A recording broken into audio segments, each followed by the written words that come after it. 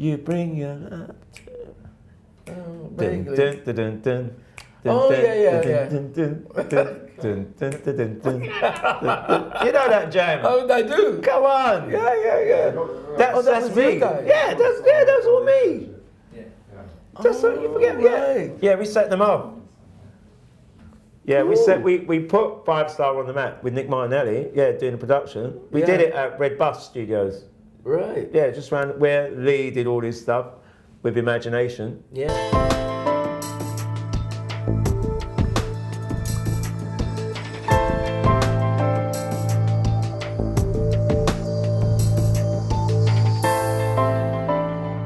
Hello and welcome to this week's edition of the show. If you've been watching the series, you will know it's about what inspirational people in the community and how they contribute to making us being better people and inspire us. This week we have none other than Mr. Superstar, big superstar, who bought a new suit just for us, Mr. Steve Nichol.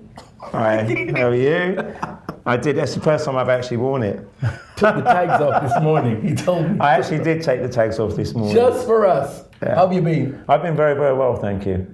Now, it seemed that you disappeared from music for a while. I did not But it seems disappear. that you've always been doing stuff. Yeah, I've always been doing a lot of stuff, but there's no chance I'd be disappearing. Right. I sort of went further into the background. Yeah. And concentrated more on getting my health together. Right. Really, and going through certain things like my mother dying and things like that, which cropped up, came around at a certain time. Comes around for us all. And Yeah. The mental So state I did take a and few how we years deal out. with I actually did take 3 or 4 years out to look Right. after my mother. Yeah. And then came back into the fold afterwards and decided where I wanted to go. Because you're really the musician-writer person, right? Yeah, you could say the background, Yeah. the basis of everything. And what is your instrument? My instruments are both piano and trumpet. Was what I actually... Multifaceted, multi-talented. I graduated on piano and trumpet from Guildhall School of Music and Drama. Okay. So, yeah. The real deal. It is a real deal. The real deal. So I started off as a classical musician, Right. first of all, at the age of 11, and then went to the CYM, was invited to go along to the CYM, which is the College for Young Musicians, on a Saturday afternoon. Right. When everyone else is out playing football or hanging around with their mates, I'm down at the old music college, trying to get to know all these other various musicians from around London, which were around a similar age to me. Right. So it was like. So what age group was that? That was from. They take them from 11 years old up to 16. And where is that? That was actually at the time in Pimlico. Right. In Pimlico School. Okay. They used to have this workshop where all these gifted and talented musicians would come together. And you said that this was by invitation. Yeah, you only get invited to it. It's Right. not a thing that you can just rock up to. And So where did you come into their sites that they invited you? the music teacher at my school Right. had various peripatetic teachers that visited, to visit your school to Right. teach instruments to the children. And one of them says, I think it'd be really good to go to this situation on a Saturday afternoon. So I'd take my little 36 bus from Peckham all the way up to Pimlico and walk around to there and actually go to the school. And it was from what time till what time on a Saturday? that was literally from 11 in the morning till 3:30 in the afternoon. Oh, right, literally the whole of Saturday. Yeah, Saturday was finished, man. When everyone else was out playing, I'd be... Because I have kind of a similar story. I'm Right. a piano person myself. Right, okay. Classically trained. And Saturday mornings... Oh, I didn't know that. Yeah. Classic trained, okay. Yeah. Saturday mornings was piano lessons. Right, That's what it was about. So when everybody else right. was at the pictures, doing Saturday morning pictures, You'd be I learning was, until it got to the age where it's like, you know what, I'm not going to be a professional musician. It's time to stop. What made you stop, though, if you thought you weren't going to be? Because I don't think you ever stop. The interviews turned around. I don't think you ever stop. Because you always hear at the back of your mind. I think if you had a piano now, I would still play. I mean, in my car at the moment, I've always got classical music on. When I'm in the car by myself, I always put on classical music. Right. Yeah, because it's easy on the drive. Yeah, absolutely. It's soothing, peaceful, therapeutic, relaxing. There you go. Absolutely. All right. Now, where did you grow up? Yeah. I was born in Clapham. Okay. Yeah, Clam to certain people. You can't make it posh. It's just what it is. All right, Clapham. Yeah. I was born in Clapham, and Right. then I grew up in Peckham. Oh. Yeah, which is actually kind of posh now because it's really trendy. Is there any way Peckham. we can say Peckham to make it posh? Nunhead. Like you can say Clapham and Nunhead. Clam? Okay. Nunhead. Okay. Yes, Nunhead. So yeah, I grew up in Nunhead really. And where did you go to school? I went to school at St Thomas Apostle, Right. which is Okay. off Queen's Road, Yeah. that part of Peckham, near Queen's Road Station. Yeah. So I went to secondary A school. lot of talent out of South East London. There is a hell of a lot of talent out of South East And London. that generation Yeah. as well, in Yeah. particular. Yeah.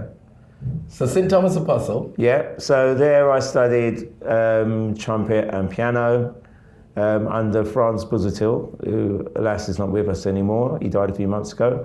And my piano teacher was Anne Pilkington. Right. Really, really lovely, lovely posh lady from Swiss Cottage. Very, very See? nice lady. You And had that being injected in you from young. yeah, but you know, it's really funny because when I went down to the CYM, the College of Young Musicians in Pimlico, there wasn't that many, quote, black faces at the time doing classical music. That's right, yeah. Because growing up in the 70s, it's really, really scarce that you see a lot of children doing that sort of thing Yeah. from us, you know. Yeah. So- it wasn't common. It Yeah. wasn't common at all. So, you know, having these influential people around me was a really, really good situation. It put me in good stead as well. Right. And then it helped with my schooling as well, because at school, I went up a few grades and ended up being deputy head boy at school, which was nice. Yeah, it is. Deputy head boy.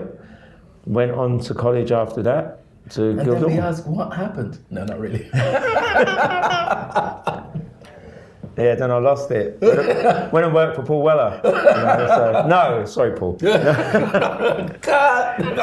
No, then, yeah, so after 18, actually during that time, during the CYM, we had like various orchestras that we used to have during the Saturday afternoons where we'd all rehearse. So Right. you'd rehearse the brass section, you'd rehearse the woodwind section, and you'd rehearse the strings. Then we'd all come together at the end of the day before 3:30, and we'd all sit down and play like an orchestra. Yeah, okay. Yeah, right. we all play like a Brahms symphony.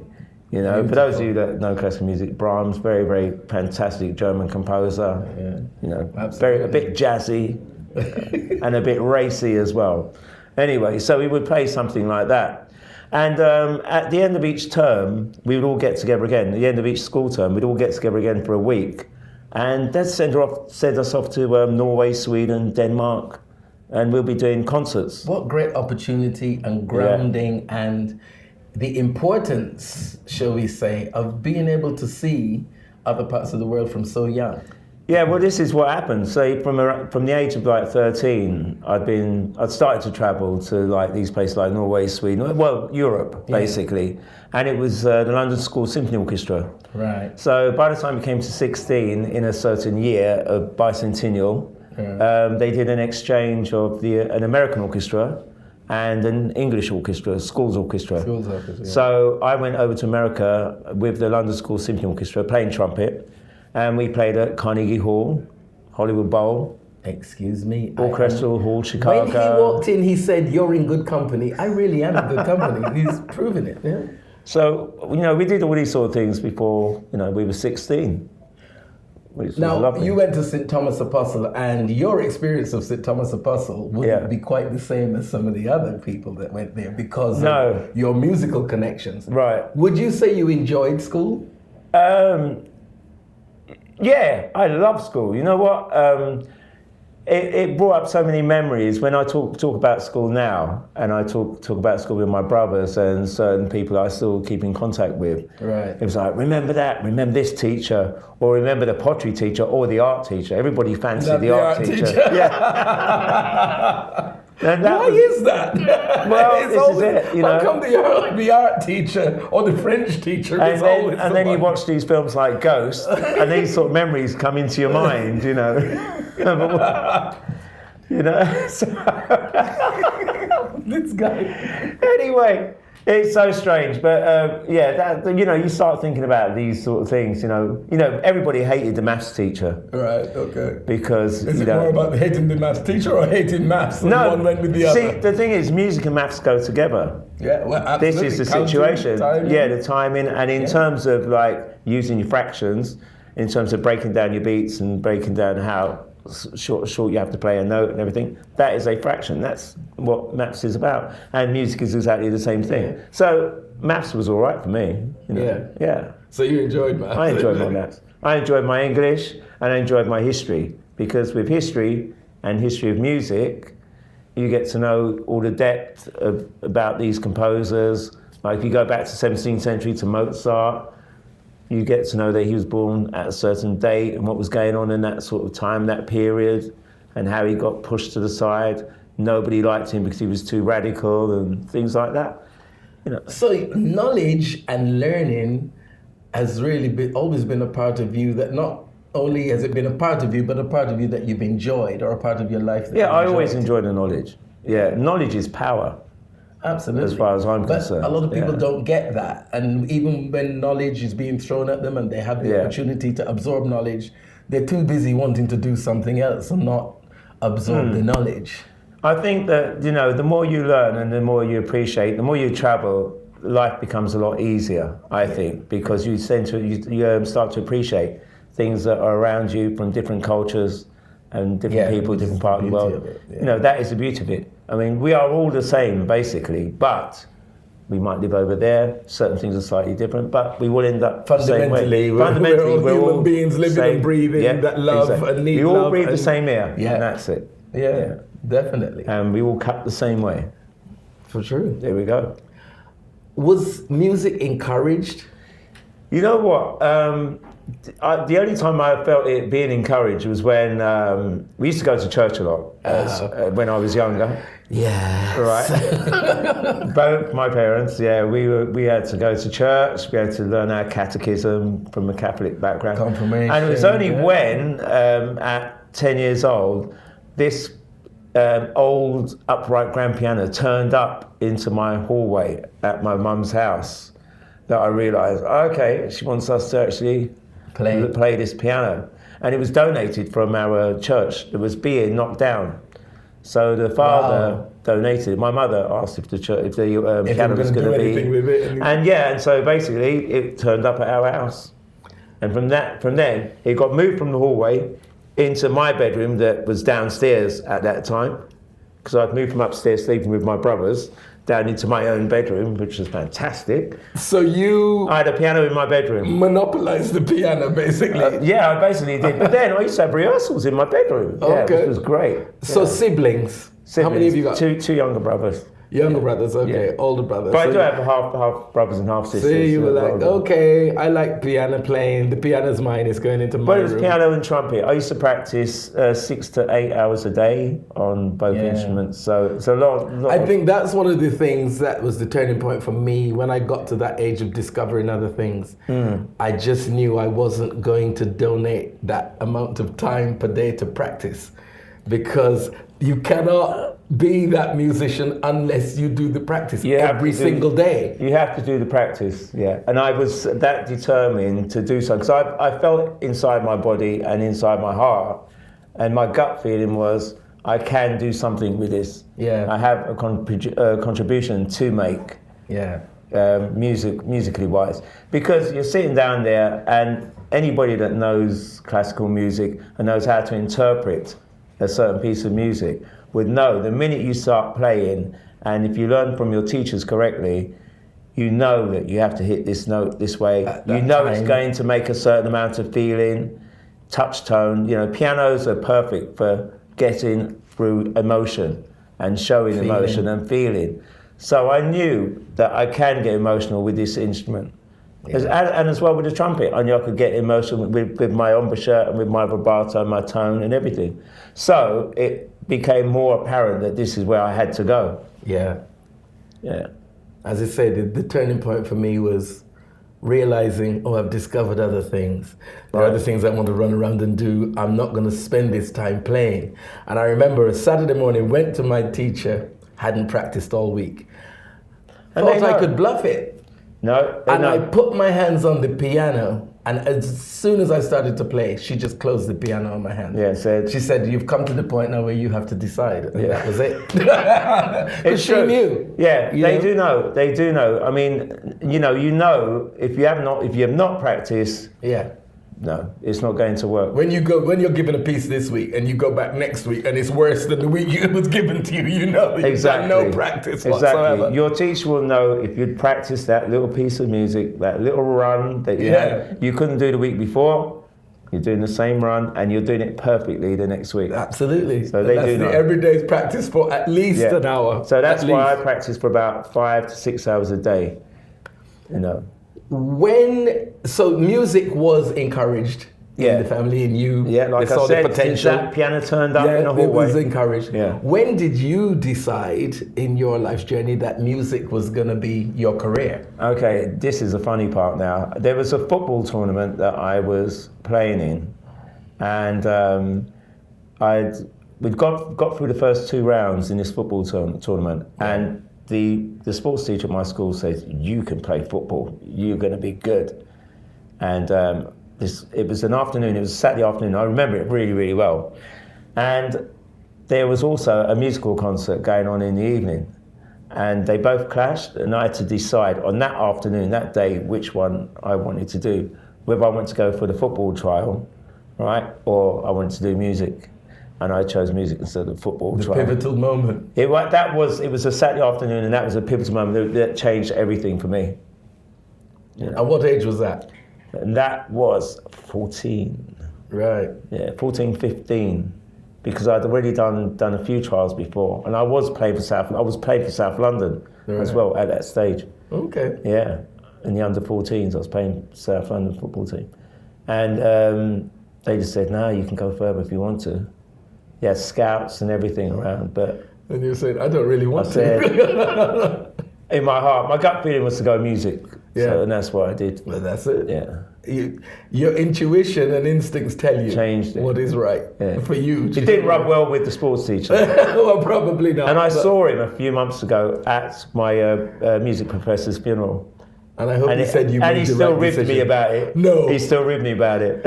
He said, Bitter and twisted. He said to me, "You could have been a great footballer." Yeah. Yeah. So, anyway. Oh, that's funny. Now, when you left school, Yeah. what was your first job? I did. Can you remember? Yeah, my first job was playing with Paul Weller. Okay. My first So it was gig. always music. I had my from- Saturday jobs. Right. Yeah, everybody had their Saturday jobs. My Saturday jobs were in the West End and everything like that. Okay. Yeah, you know, Marks and Spencer's in Marble Arch was my big Saturday job. I did that. Then I worked in the old Take 6 shop as well. Take 6. Yes, so I worked They Bond used to Street. have some gums. Take 6, Bond Street. Yeah, Yes, yeah. Take 6. Yeah. So Used to frequent there. yeah, Plenty. Yeah, Take 6. And Wow, Take yeah, 6. that's what That other is a fashion blast was all about that. From the past. Take 6. Yeah, so that was my Saturday jobs. Right. And then the first real job I had after I left school, you know, was Paul Weller. It was the Jam. And And, you were and that was doing what? after university. I didn't have any other jobs. It was just Saturday jobs and Yeah. yeah. And then you graduated and... Yeah, graduated from Guildhall, Guildhall, studied music yeah. and drama. Yeah, after I did Young Musician of the Year, I did that for the BBC. See why you need people Right. like this? So much history here. Young Musician of the Year, 19... whatever, I'm not going to tell you. But anyway, we did that. Well, I did that and got to the last day in the country. And then went on, finished Guildhall, and first job was Paul Weller, the Jam. So Paul Weller, and what were you doing with Paul Weller? What were you doing with him? Playing trumpet. Okay. Yeah, with Keith Thomas, Right. who used to play for Second Image. Yeah. At the time, he used to play saxophone in the band Second Image. And yeah, so I was doing brass arrangements for him. And I did the Trans-Global Express World Tour and the Gift album. Right. So the last major album that Paul Weller did was called The Gift. Okay. And the tracks on there, some of them are really, really nice. One of them in particular called Precious, we did on Top of the Pops. Right. With a town called Malice, which is a big favourite. Yeah, well. yeah. So I did that for a year. And while I was doing that with Paul Weller, I got offered Virgin Records. Took my demos down to Virgin Records and got the deal with Virgin. So you had a solo deal? No, it was with Jane and Carl, but I actually merged the deal by myself. Oh, okay. In South Moulton Street. Oh, right. With Mick Clark. Rick Clark? Yeah, Mick Clark. Mick Clark? Yeah, wow. At the time. So I actually signed and got the deal done and dusted before the rest of the band knew. Yeah. So obviously, being Steve Nichol, we have to get to loose ends. Right. When did that happen? 1981 was the time. Before that, the year before, we were actually doing some demos at Matthew. How did you all come together? Well, okay. Well, I was modelling at the time as well. Another little trait to my bow was modelling because my daughter's mother used to be a fashion designer at London College of Fashion. Right. With Cheryl Huggins. Who you do know, the makeup artist. Please. Right. This is and family. Cheryl was working on the Roots magazine with Godfrey. Duke Street. Duke Street? Godfrey. Yes. Right. We all know Godfrey. Yes, of course we know Godfrey. Right, so moving right along. Sorry, I just touched my mic. Yeah, so with Godfrey. And they invited me to come and do a fashion show. Yeah. Because I was becoming a little bit of a celebrity at that time in terms of being at all the parties and being a classical musician as well as a pop, quote, musician. Yeah. And at that time, I had the body, I had the physique. So we were asked to do this fashion show. And so it was a black designers fashion show. So, yeah. You've taken me back. I've taken you back. 200 years, man. Is that long, was it? 200 maybe years? 220. Right. Black designers with Yaz. Of course. And Pepsi. Pepsi and Shirley. So all of us were all involved in all this situation. I need to make this clear. These are big people to me. I came much later. Okay. Okay. Continue. So, well, you wanted the full story. I want the full story. So yeah, this was all with Yaz and everybody involved, and then Joanne Johnson, who ended up being my daughter's mother. And she was doing these designs, and we were going out at the time. She said, "Can you model this stuff for me?" So her stuff got accepted for the black designers. So there was me, Paul Swaby, you know Paul, very well, right? So who's still got his own fashion company now and everything like right. that. So Paul and myself were the two guys modeling with all these girls with Jane Spencer. You're talking family here. Yes, it's all You're talking family here. So this is where after this fashion show, Jane was there because she was a friend of Cheryl's. Yeah. And Jane turned up and I was talking with her, and I said to Jane, "How do you fancy joining and making a band?" And Jane said to me, "You don't really need to speak to me. You need to speak to that girl over there, Debbie, right? As in." Yeah. Georgie. Bambi. Yeah. At the time. And so basically, Debbie turned around to me and said to me, "No, you need to speak to Jane because Jane has got a better voice than I have." So that's how it all came about. Right. At this, after fashion show party. Right. That we all were at. And that was when I said, "Okay, let's do this." Okay. And this was one night. One click, light bulb went out, and I said, "Okay, let's do this." Next day, Jane came round, and I thought, "Great, you actually have got a very good voice." Yeah. So she was there on the piano in my bedroom at my mum's, and I'm playing around this, out of tune piano, playing a few things, and she started singing, and that's really where it started from that house. Fashion show, after party, a chat. Next day. The rest is history. Yep. So then when did Carl come into the picture? Then we actually started to audition for bass players. Okay. And the reason why Carl actually was in the band or became a member of the band was because he could play guitar as well. Because we did audition like 2 or 3 other bass players, and they were really good, but they only just had one string to their bow. Yeah. Whereas Carl, you can play two things. Yeah, Carl Carl could play two things as well. Yeah. So that's how Carl came into the fold. You know? Right. And that's how it went from there. But we started off with about 9 people in. It was like this mate, that mate, and Vivian McCone was in there at one stage. Yeah, she was there for a little while. Yeah. You know, And so then they started to drop off one by one. Yeah. Well, it was when we went to the studio to do the first single with Chris and Eddie Amu at Olympic. When we got the deal, when I got the deal from Mick Clark, Mick said to go into the studio, Chris and Eddie Amu to actually do the song, to actually produce the song in the sky, that we decided to cut the band down to 3 people. Oh. Yeah. So there was a lot of bitter faces and stuff and a lot of, things going on that because time. when you get to that point with quite a few people and then I had to cut my brother out. As well, he just at the point when it's now going to break big. You're having to cut those people off. I guess there would be two sour faces. We had to be a bit ruthless. Maverick. And at the end of the day, they turned around to me and said to me, "Well, it's your gig, so you're the one that has to tell them." Thanks. And I did. I basically did. Yeah. But we're all mates now. We're all good people.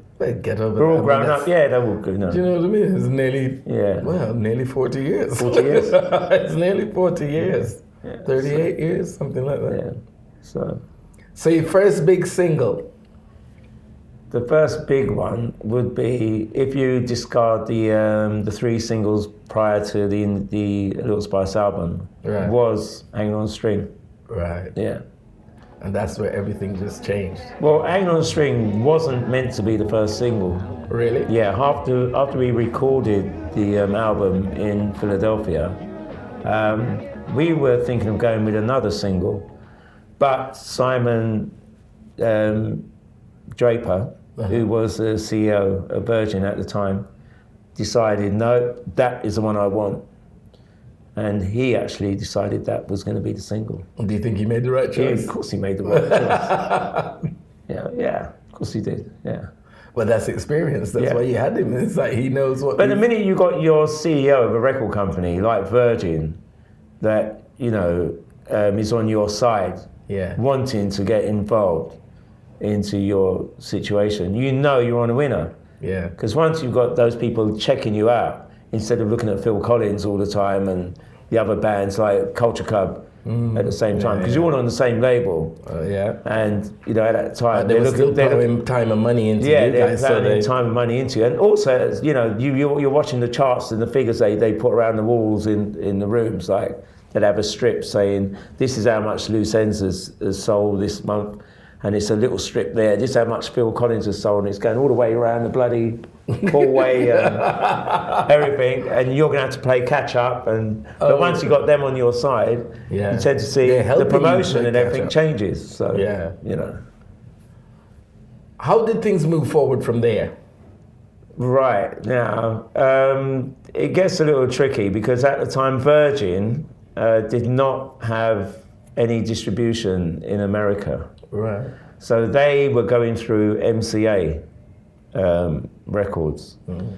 So having gone out there and everything, MCA was saying, we can push this, we can do this with it. And because it's a novelty thing, you're British and you're black. They got us Soul Train in America with Don Cornelius, which was fantastic. And after doing that's an institution, isn't it? Yeah, exactly. After doing that, Virgin then decided, okay, we need to pull our finger out and do something else. So I think around that time when Richard Branson actually knew that the market was going to be perfect for this type of act in America, he actually got his label together out there. He could have done this ages ago, but he decided to, get his label sorted out. And America, MCA, was in a battle with Virgin over the first and second album. So they ended up collaborating 2 albums and choosing the best out of 2 albums to make one album. And call it A Little Spice. That's why you've got certain songs on both albums. And certain songs you can't get on the first album. The history there. Now you know why if you've got the albums. Yeah. So that's how it started, to kick off and everything. But that was a whirlwind journey, wasn't it? Yeah, it was crazy. You would be promoting Hanging on the String for about a year in America while the second single was out here, third single was out over here, and you'd still be promoting Hanging on the String in America. But it went really, really big when we went to '1 on the Billboard chart, and we knocked Prince off of '1. What year was that? 85, 83.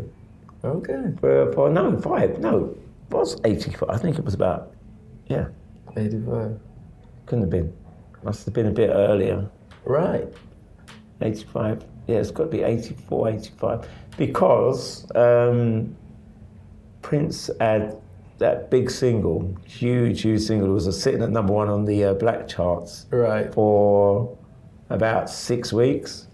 And then we came along and knocked it off. And toppled him. And then we had this phone call. We were driving around New York, I remember at the time, and it was 85, yeah. I mean, I remember around the time, we were sitting in this car in New York, and we had this phone call in the car, and it's from Prince. And we didn't realise it was from Prince, and we thought it was a joke. He said, "Oh, thank you guys, you just knocked me off of #1. And we found out just at that time that we knocked him off, that we had gone #1 in New York. What was the feeling? Well, I mean, what do you think? What was the feeling? Feeling of euphoria. You're just like, it's unexplainable. #1, you can't believe Prince is on the phone. On the phone to you, and at the same time, you're sitting in a limousine in New York, and you're breaking out the champagne, and just going for a nice posh lunch. You know what I mean? Yeah, lovely. With a few execs and stuff. On a cloud moment. Yeah, it was really cool. And then to actually see it on paper is even better. Yeah. So I framed that one. So, he probably still looks at it now. No, you know what? I actually, I moved about a year ago, and actually that was one of the photo discs I actually took out to say, I've got to frame that. Yeah. I've got to put that one up. Yeah. That's a monumental achievement and moment in anybody's life that's in the And that was industry. before, it set the precedent for Soul to Souls to come on the scene and just rock it after that. Yeah, it was... Because it helped, the whole cause was to help the as whole they say, British situation. Those previous always open the doors, no matter how narrowly ajar for somebody else to come and squeeze through. You got to look at Junior, where Mum used to say. Yeah. It's the same sort of thing. He set the precedence in America for everybody. Yeah. For solo artists especially, to take heed, look at, and go on and do it. Yeah. How long did the loose end journey last? Well, quite a while, until the the end of the fourth album. Right. Yeah, whereby we'd just come off of tour with Freddie Jackson, and we were doing our tour at the same time, but we actually brought onto the Freddie Jackson tour just to try and make up the deficit. Okay. And what was going on was we were doing like 4 days with Freddie and then 2 or 3 days on our own. And during the Freddie Jackson tour, we were actually getting more response than Freddie Jackson was. Okay. And so we decided... Was this in the States? In the States. Right. And we decided to continue doing it. We were getting booked and booked and booked and booked. And it went on and on and on. And it got to a stage whereby we ended up in New Orleans, and we had like 10 days off in New Orleans, which we were grateful for. And we were deciding what was going to happen after that. And we did a few more dates, and then we got back to Heathrow and were given a choice. And I distinctly remember this, that the management turned around to us at the time and said to us, "What do you want to do? You can choose anywhere in the world you want to go to. Anything you want to do now. You've just come off a very, very successful tour. What do you want to do?" And I had a little baby at the time, so my little girl. So I decided to go back home to London. Carl went back home to London. Jane turned around and went straight to LA. Really? Yeah, and that's exactly what happened. She literally turned around and said, "I'm getting on the next plane back to Los Angeles." Because she didn't have any real family, so back here to To hold her here. Hold her, yeah. Yeah, go out there and see what the opportunities if are. you're being told, you're standing at Heathrow Airport and they're telling you you've got a choice what you want to do, you know? So within a week, she'd gone back to LA. Wow. Me, I just got home, put my stuff in washing, got on a flight. As you do when you come back from home. I got on a flight to Hawaii. I thought, I'm holidaying now, yeah. And you all didn't think, well, we want this to go on for as long as it can? We wanted it to, yeah, but we needed a break. You need a break after coming off such a grueling tour. Of course. You know, it was such a long... Physically and mentally demanding. It was more mentally demanding. I didn't find it very, very physical because with myself, I do tend to take a lot of things musically in my stride. Right. When it comes to being on the road or being in that situation where I'm put into a live situation, I just, Lee would tell you, my manager's sitting over there. Hi, Lee. Hi, Lee. Yeah, I tend to take things more in my stride because the challenge is there. If you can meet the challenge, then fine. That half the battle's really done if you're focused and you know what you got to do. So it wasn't really a physical challenge. It was more of a mental situation for everybody.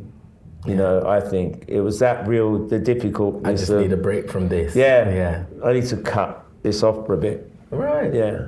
And the bit lasted? Well, no, we all got summoned back into the offices in Virgin after I think a month.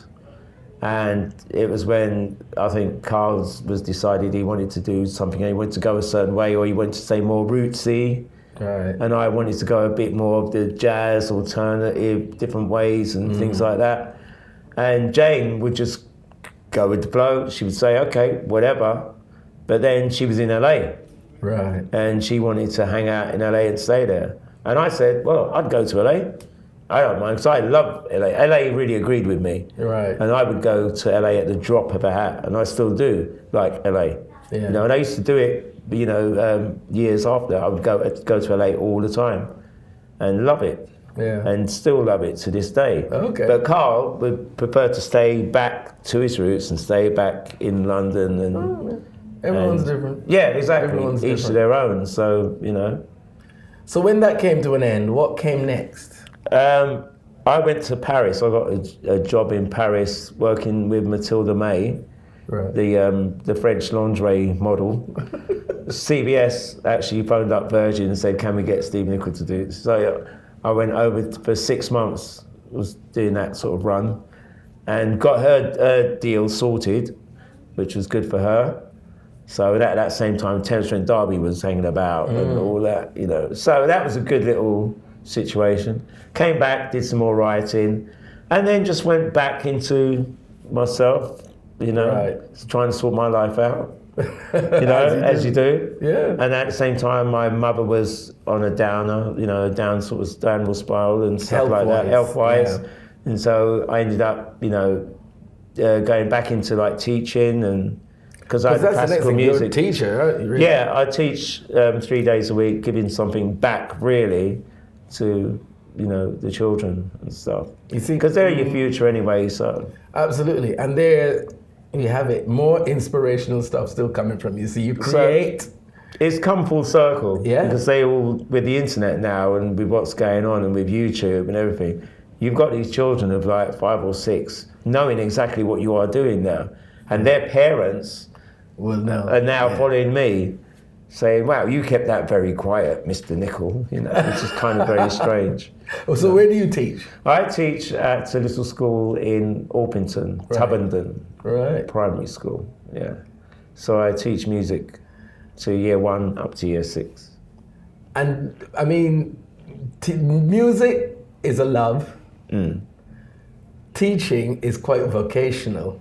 And you're doing 2 things that you love together, teaching music. And also now if you want to bring it all the way up to date now, I've signed to this brilliant company, So UK, which Lee Murphy runs, and he's actually brought me back to life, after a meeting. Actually, what happened was I actually saw Lee on Facebook, and he was looking at Jared Lawson, and he'd sent a message on Facebook saying he was actually going across to Portland.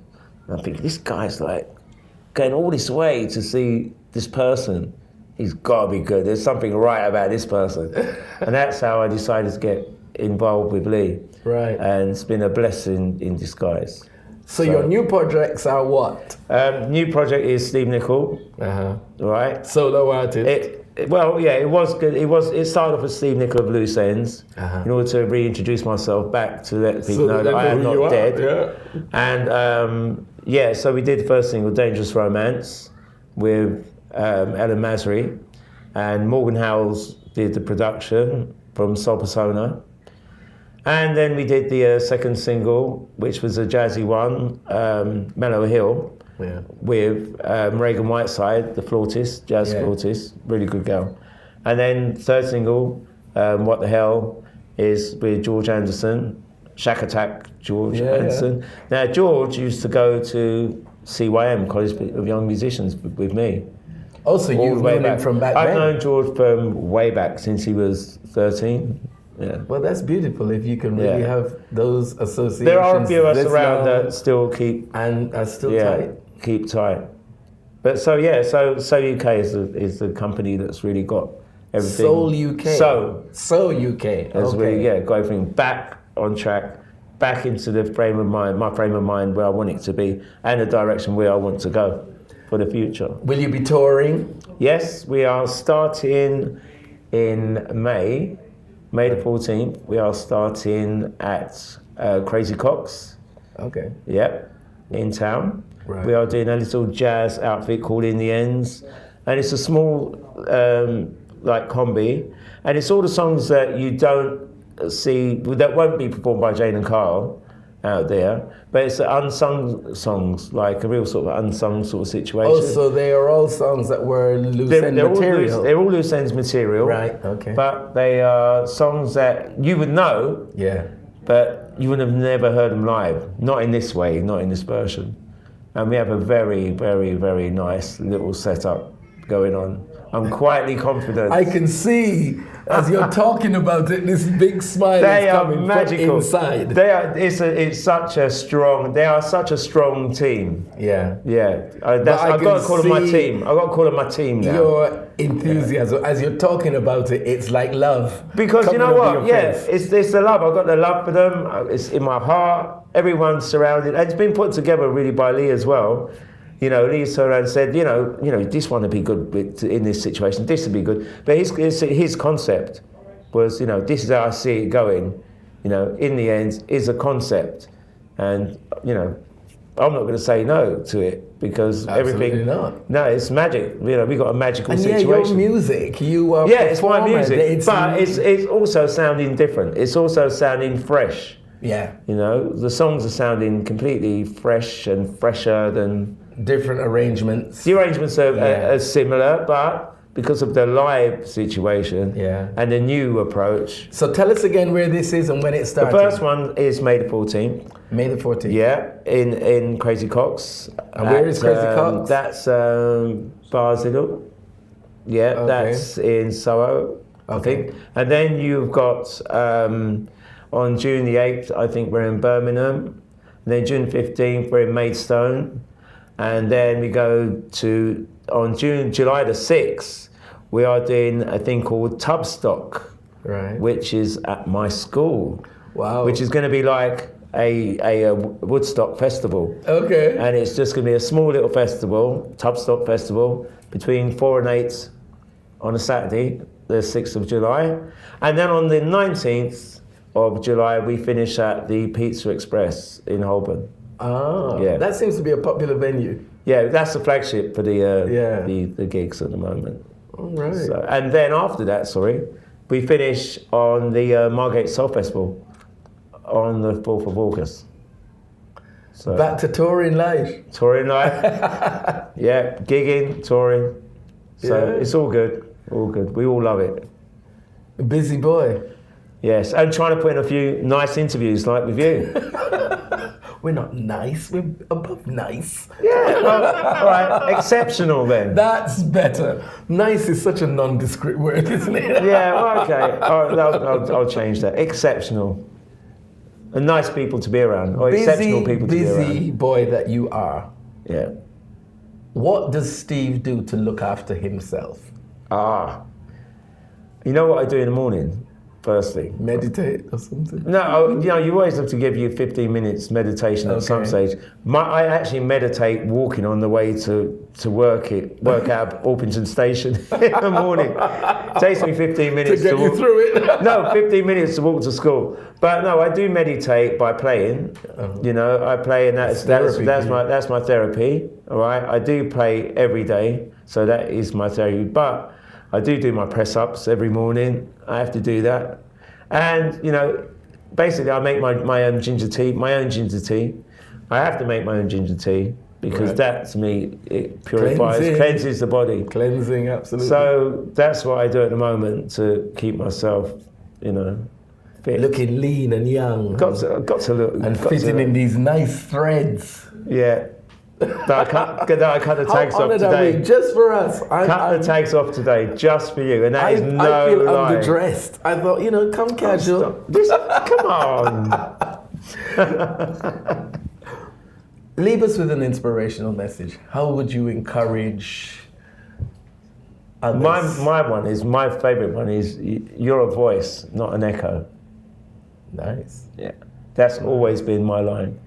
You are a voice, not an echo. There you have it. And it's not cryptic, it's as simple as anything. Yeah. You're a voice, not an echo. Yeah. Thank you so much for joining us. Pleasure. It's an absolute pleasure. This is family, long time. Yeah, long time. Long time, man. Bridging. That's right. That's Bridging. right. Thank you for taking the time out of your busy schedule to come and see us. You're welcome. I know, and you're looking sharp. I've got to up my game next interview. I've got to up my game. I've got a few more of these in the closet. So. I don't think they'll fit me. My legs are too big. Okay, guys, thank you for joining us. If there's anything that resonates with you in the show, please drop us a message on the website. We love to hear from you. Get involved, and thank you for watching. See you next time.